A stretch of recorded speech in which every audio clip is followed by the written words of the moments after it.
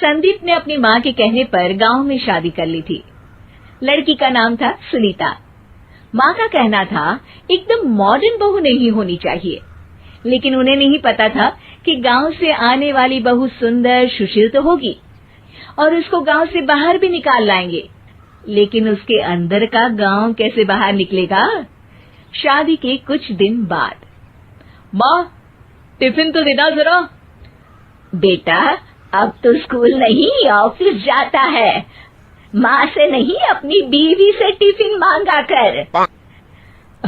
Okay माँ। Sunita tiffin ले आओ। एक किलो टिफिन, इसके अंदर पिस्ता डाल दिया है। पिस्ता? पिस्ता क्यों? सास जी ने बोला था ना कि आपको पिस्ता बहुत पसंद है। ओहो, मैंने पिस्ता नहीं पास्ता बोला था, पास्ता। पास्ता? कहीं होता है पास्ता? अरे बेटी तू रहने दे, मैं बना दूंगी। अच्छा किया कि पाव भाजी बनाने का नहीं बोला, वरना किसी के पाव बना देती है। सुनीता को बुरा लगता है, लेकिन उसकी नादान हरकतें कम नहीं होती। ऐसे ही एक दिन, अरे तुमने ये क्या लगाया है? अरे आप वो फूस फूस करके लगाते हैं ना, वही। डियो? का दियो? किसको दियो? अरे वही ना जिससे खुशबू आती है। हाँ हाँ सही पकड़े हैं। अच्छा लेकर तो आना। कौन सा डियो लगाया तुमने? अभी लेकर आते हैं जी।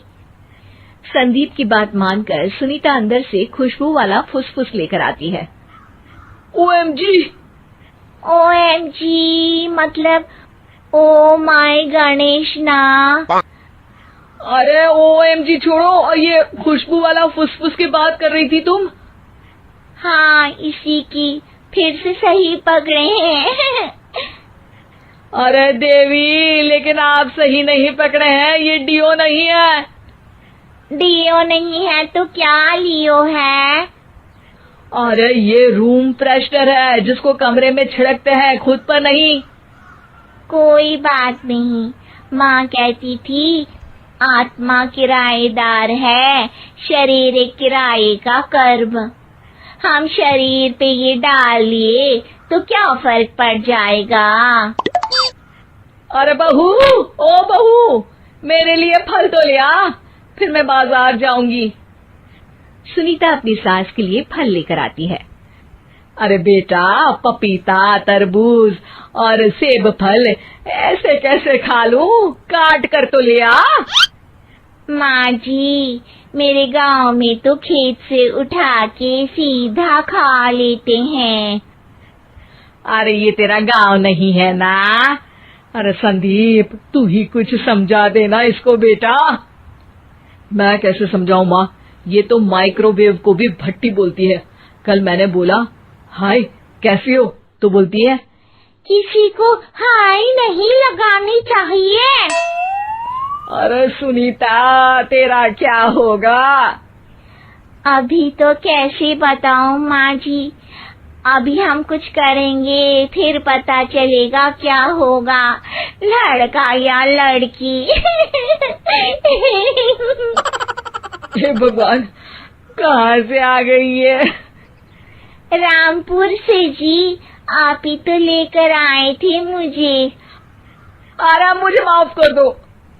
पहले कोई गलती तो करिए जी, आपकी तो सारी गलती माफ कर देंगे हम। हाँ अरे बहू, मेरी बात सुन। फल यानी कि फ्रूट जब भी लाए ना तो काट कर लाना, ठीक है? जी ठीक है माँ जी, फल यानी फ्रूट यानी काट के लाऊंगी। सुनीता रोज ही कोई ऐसी हरकत कर देती जिसकी वजह से उसे घर में दो बातें सुननी पड़ती। एक दिन, माँ, मेरे बॉस घर पर आने वाले हैं शाम को। उनका बर्थडे है, फैमिली साथ नहीं रहती उनके, तो यही पार्टी कर लेंगे। उनको अच्छा लगा तो शायद मेरा प्रमोशन भी हो जाएगा। मैं ना फ्रूट केक लाकर फ्रिज में रख दूंगी और तेरे साथ आज खाना मैं बनाऊंगी, ताकि जब साहब आए तो खाने में कोई गड़बड़ ना हो। शाम को जब सारी तैयारियां हो जाती है, संदीप के साथ बड़े साहब भी घर आते हैं। फ्रूट केक तो ले आना बहू, फिर खाना खाएंगे। अरे इस सब की क्या जरूरत थी, आपने बुलाया वही काफी है। सर, आपका परिवार शहर में नहीं है तो हम ही आपके परिवार जैसे हैं सर।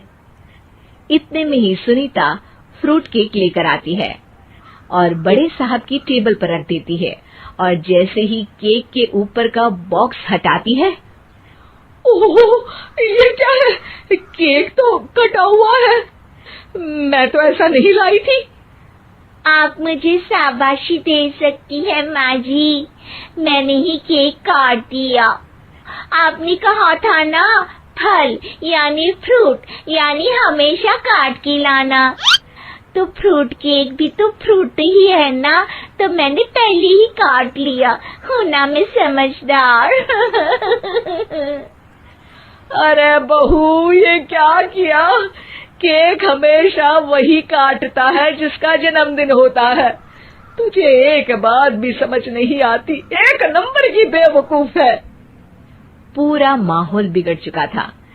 संदीप को लगने लगा था कि साहब उसे प्रमोशन तो दूर की बात है, कहीं डिमोशन ना दे दे, लेकिन साहब बीच में ही बोल पड़ते हैं। अरे कोई बात नहीं, ये इनकी बेवकूफी नहीं है, इनका भोलापन है। बेटा, आप कहाँ से हो? रामपुर गांव से।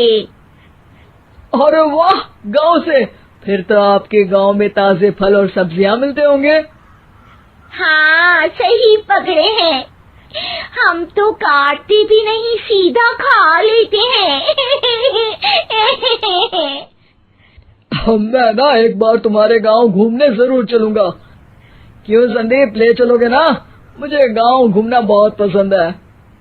बस फिर क्या था, संदीप और सास दोनों खुश हो गए, क्योंकि साहब को सुनीता ने गांव की बात करके खुश कर दिया था।